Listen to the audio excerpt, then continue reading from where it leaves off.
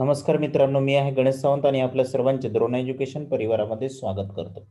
आज आपण modern coach factory यामध्ये आलेल्या व्हॅकन्सीबद्दल आपण इथे इन्फॉर्मेशन बघणार आहे. ज्या टोटल व्हॅकन्सी आहेत ह्या आहेत 110. यासाठी कोणतीही परीक्षा नाही. हे जे आहेत तर मेरिट लिस्टवरती यांचा कट ऑफ लागणार आहे. चला तर मग आपण जाणून घेणार आहोत या संदर्भात. एकूण ज्या जागा आहेत त्या आहेत 110. ऑनलाईन अर्ज करायचा आहे. यासाठी याची लिंक आहे ती मी डिस्क्रिप्शन बॉक्समध्ये देतो. ऑनलाईन अर्ज करायचा आहे 2/11/2020 ते अर्जाची शेवटची तारीख आहे 1/12/2020 म्हणजे 1 डिसेंबरपर्यंत तुम्ही इथे अप्लाय करू शकता. जे वयोमर्यादा आहे एज लिमिट यामध्ये ओपनसाठी आहे 15 वर्ष आणि जास्तीत जास्त 24 वर्ष. त्यानंतर ओबीसी साठी 15 वर्ष ते 27 वर्ष. SC ST साठी 15 वर्ष ते 29 वर्ष यामध्ये तुम्ही अप्लाय करू शकता. त्यानंतर PWD जर असेल तर यासाठी अजून 10 वर्षाची सूट देण्यात आलेली आहे. यामध्ये शैक्षणिक पात्रता पाहिजे 10वी प्लस ITI. यामध्ये जे एक्सपेक्टेड डेट आहे त्या मेरिट लिस्टचं डिस्प्ले करण्याची ती आहे 15/12 ते 31/12 मध्ये. यासाठी अप्लाय करण्यासाठीची ही लिंक आहे, तुम्ही यावरती जाऊन इथे अप्लाय करू शकता. यामध्ये टोटल ज्या वॅकन्सी आहेत त्या आहेत 110 वॅकन्सी.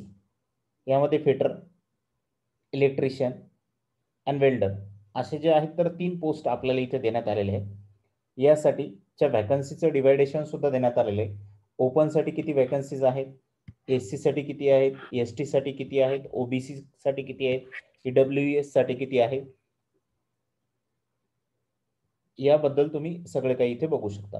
यासाठी जी फीस आहे ओपन आणि OBC साठी आहे 100 रुपीज, 100 रुपये. आणि बाकीच्यांसाठी कुठलीही फीस नाहीये, म्हणजे SC ST PWD आणि वुमेन साठी. त्यानंतर आता यांची सिलेक्शन प्रोसेस कशी असणार आहे. यामध्ये सिलेक्शन प्रोसेस जी आहे तर मेरिट लिस्टच्या बेसवरती हे सिलेक्शन प्रोसिजर असणार आहे. आता यामध्ये मेरिट लिस्टच्या बेसवरती आहे, पण कॅन्डिडेटला 10वीला जे आहे तर विथ मिनिमम 50% ॲग्रीगेट मार्क पाहिजे. त्यानंतर आता जर समजा यामध्ये 2 कॅन्डिडेटला सेम मार्क जर असतील तर मग अशा केसमध्ये इथं कोणाला घेण्यात येणार आहे, म्हणजे कोणत्या कॅन्डिडेटला इथं प्रेफर करण्यात येणार आहे. तर यामध्ये त्यांचे डेट ऑफ बर्थ चेक करण्यात येईल त्या कॅन्डिडेटची, जर सेम मार्क जर असतील तर. आणि सेम डेट ऑफ बर्थ जर असेल इन केसमध्ये तर त्यांचं जे मॅट्रिक्युलेशनची एक्झाम आहे ती कोणाची अगोदर झालेली आहे.